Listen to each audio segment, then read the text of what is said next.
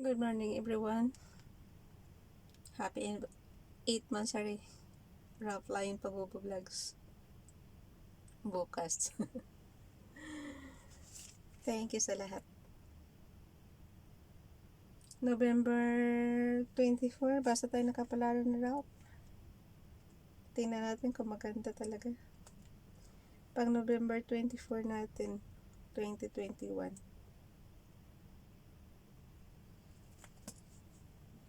Start na, basa na. Mercury, November 24, 2021, Mercury sextile Uranus. Sa mga kapwa ko Sagittarius. Grabe na pawis ko. Pati kamay ko. Mercury sextile Uranus. Unexpected communications can come, and original thinking on your part can develop into wonderful projects. There can be many short trips, or a friend may call and invite you to dinner. Dreams can bring new insights into problems and new areas of life. The mind becomes very curious about all kinds of things. The more we out the concept, the better you will like it.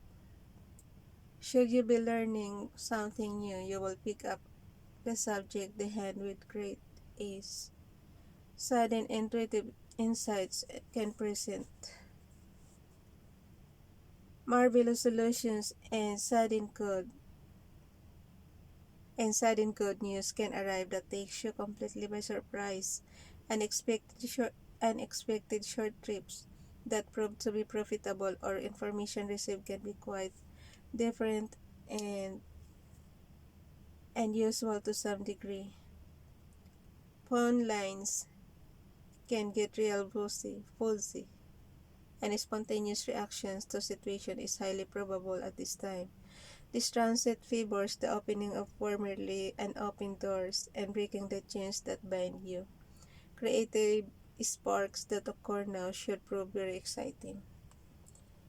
Basahin natin hanggang November 25.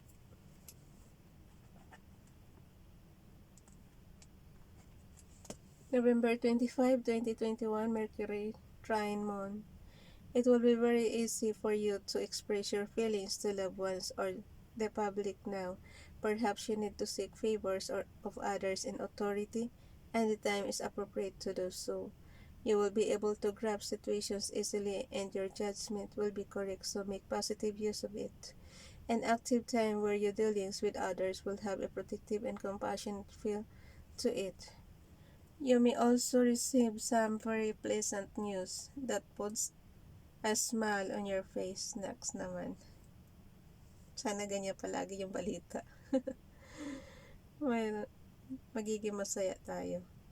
This period is important for all who need to have an honest talk with others. Consider buying items at this time because you will know what you need and what you don't. You will experience an increase in phone calls from people, and relations will be better. Better pala. Will be better. This is a great transit for bringing people together in very odd ways, and life is sure to speed up to some extent. So, hanggang dyan lang siya. Basta ba tayo hanggang 26?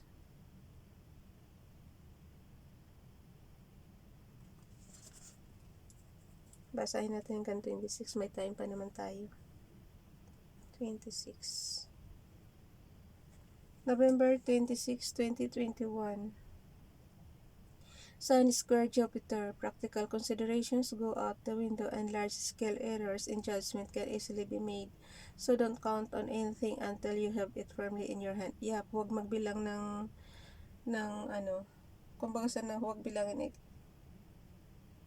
Basta yun. Nakalimutan ko yung kasabihan na yun. Ibig sabihin, huwag mong bilangin yung hindi mo pa nahawakan. Until you have it firmly. Nakalagay kasi guys. Practical considerations go out the window, and large-scale errors in judgment can easily be made. So, don't count on anything until you have it firmly in your hand. Ganun siya. Huwag ka magbilang hanggat hindi pa napupunta sa iyong kamay. Hindi pa napapasa kamay.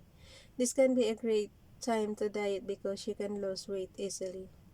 You may very well quit your job because of ego conflicts with authority figures. This is not a good time to gambling, romance, or business, as police optimism can be your downfall. Be careful not to promise more than you can deliver because you can fall short of your promises, leaving you marked unreliable. So, huwag mangako, guys.